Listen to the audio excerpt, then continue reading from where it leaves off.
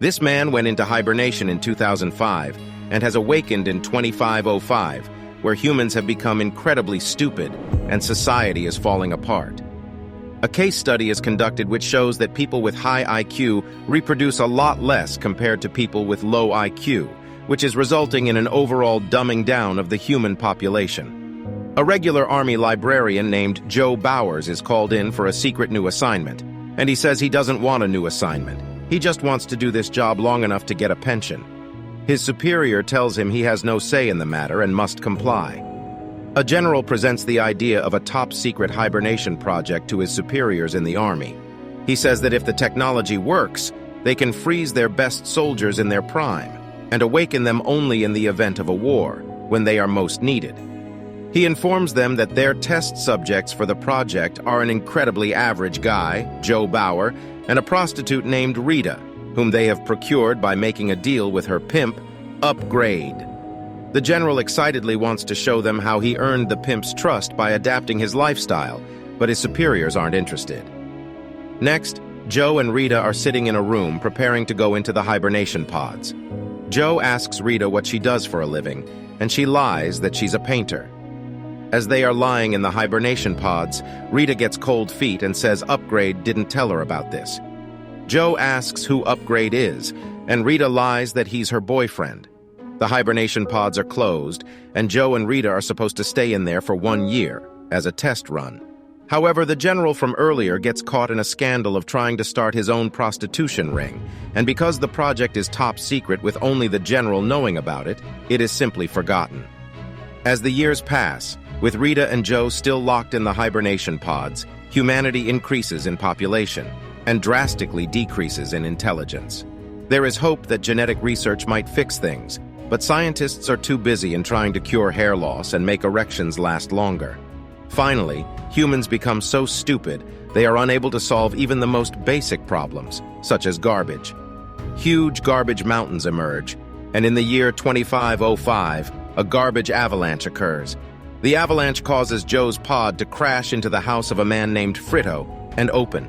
Frito is watching TV, which displays 1 million advertisements, and a show where the entire plot is a man repeatedly getting hurt in his testicles. Joe asks where the general is, and Frito gets upset at him for interrupting his show.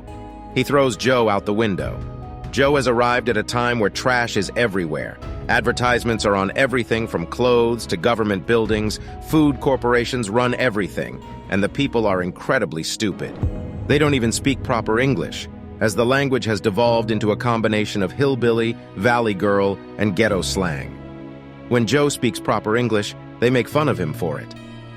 Joe arrives at a hospital where people are using slot machines to try and get free health care. He meets the receptionist and explains his symptoms, while she just tries to look for a sign that best matches them. Joe tries to drink water out of a faucet, but the faucet instead provides a drink called Brondo. When Joe asks someone where he can get water, people think he's weird because they say water is only used in toilets. While Joe waits for a doctor, he grabs a magazine and sees that the date says 2505. He thinks it's a typo. The doctor arrives, who is just a regular guy smoking marijuana. He gives no diagnosis, just says that Joe is messed up, and then asks him to pay. On the bill, Joe notices the same date as the magazine. He realizes what has happened, and takes a look outside to find a wreck of a city. Joe freaks out. Meanwhile, the doctor freaks out because Joe does not have a barcode on his wrist, which everybody in this era has. He sounds the alarm, and Joe runs out. Joe realizes he has awakened in a world full of stupidity and problems.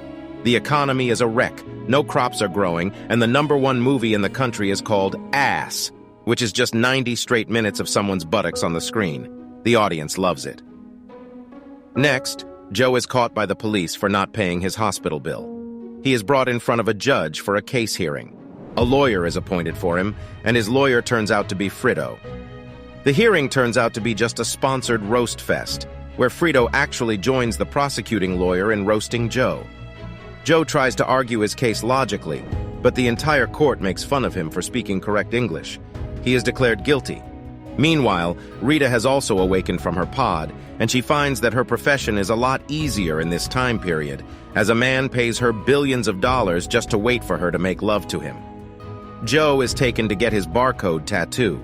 The tattoo machine asks for his name according to his federal ID. He says he is not sure if his ID is still valid, but the machine just hears the words, "not sure," and assumes that is his name. Joe is taken for an IQ test before he goes to jail, and the questions on the test are unbelievably easy. However, he notices that people are having a hard time with even the most basic tasks. Joe arrives at jail and sees that the conditions there are dismal. He comes up with a plan to escape. The plan is simply to tell the guard that he is supposed to be released from jail today. The guard believes him. They scan his barcode and don't find him on the release list, but he just runs away easily because the jail has terrible security measures. Joe arrives at Frito's house and asks him if somebody managed to build a time machine during the period when he was in hibernation. Frito says there is a time machine that some smart guy made a long time ago. Joe enlists Frito's help by telling him that he will go back in time and open a savings account in Frito's name so that it will become worth billions by the time Frito is born. Cops arrive at Frito's house to arrest Joe, and both men make a run for it in Frito's car. Joe says first they have to find Rita, and they spot her working the corner. Joe tells her to get in the car, and he explains to her that they are headed to the time machine so they can both go home. As they are driving, a machine scans Joe's barcode, and Frito's car automatically stops because Joe is a fugitive. They get out of the car and hide in an alley while the police arrive and start shooting at the car. A mob gathers and cheers them on. Next, Frito leads them to a Costco, which is as big as a whole city. He says that a shuttle will arrive there that will take them to the time machine. While they wait for the shuttle, Rita goes to the bathroom. Joe's barcode gets scanned again, and alarms start going off in the entire Costco. Frito says they have to get on the shuttle and leave before the cops arrive, but Joe says they have to wait for Rita. He gets the idea that he can just go back to the past and stop Rita from hibernating, and then she will never be here. But then, he thinks if that was going to happen, both of them wouldn't be here right now. That must mean that he doesn't go back in time, or maybe he just hasn't done it yet. While he grapples with how time travel works, Frito leaves, and the police arrive and arrest him. Instead of jail, the police take Joe to the White House, because apparently the result of his incredibly easy IQ test from earlier has declared him the smartest man on the planet. The president wants to make him Secretary of Interior. The president, who is a former porn and wrestling superstar, arrives and tells Joe it's time to get him sworn in. At the ceremony, the president promises the people that Joe is incredibly smart, and he will solve all their problems, such as the dead crops and the dwindling economy. The ceremony then turns into a rock concert. Joe tells the president that he doesn't know how to be a secretary of anything, but the president tells him that if he fixes their problems, he will be given a full pardon for his crimes. With his newfound authority, Joe asks the White House people to bring him Frito. He asks Frito to tell him where the time machine is, but Frito is terrible at giving directions. He tells Frito to just draw him a map. Joe tells the White House people to find and bring him Rita. Meanwhile, they go to take a look at the crops. Joe asks Frito to give him the map, and in the meantime, Rita arrives. Joe tells the White House people that he and Rita are going to go make love in the bushes, and they all cheer him on. Once in the bushes, Joe opens the map Frito drew for him and finds that it's useless. Joe and Rita are heading back to the vehicle when Joe gets sprayed with a green liquid. He notices that all the crops are being sprayed with the Brondo sports drink instead of water. It turns out, in this era, Brondo has replaced water everywhere. Several hundred years prior, Brondo deemed water a threat to its profit, and to replace water, the Brondo Corporation simply bought the FDA and changed its health guidelines. Joe tries to convince the White House people that they need to start spraying water on the crops, but they keep arguing with him using Brondo's tagline, "It's got electrolytes, what plants crave." Finally, Joe gives up on reason and simply tells them he can talk to plants, and the plants say they want water. They start pouring water on the crops, and Joe promises them that soon plants will grow. Sometime later, Brondo's stock value drops because it's not being bought as much, and the company starts laying people off. A mob gathers and demands that Joe be punished for this. Joe is put on trial and sentenced to 1 night of rehabilitation, which is actually a monster truck duel to the death. Joe speaks to Rita in prison, and she asks him if he can escape again, but he shows her that he is chained to a big rock this time. He tells her to go to the time machine without him and travel back to 2005. He tells her to go back and tell people to read and stay in school so that the world doesn't become like this. At rehabilitation, Joe faces off against two giant monster trucks while he is given a crappy car with his big rock loaded onto it. A third humongous monster truck arrives with a celebrity called Beef Supreme in it, but it is so big that it doesn't even make it through the door. Meanwhile, Rita looks outside her room and spots a plant growing in the ground, which means that Joe's plan worked. She tells Frito to take her to the rehabilitation arena. At the arena, Rita shows the president the crop that has grown, but he doesn't listen. Meanwhile, Joe gets the two monster trucks to crash into one another, and it looks like he's won, but then Beef Supreme emerges from the debris. He grabs a flamethrower and prepares to face Joe. Rita comes up with a plan to display the crops on the Jumbotron and show people that Joe helped them. She pays a cameraman and tells Frito to take him to the crops. Meanwhile, Joe continues to face off against Beef Supreme, barely escaping his flamethrower. Frito and the cameraman arrive at the crops, but they see a brothel and get distracted.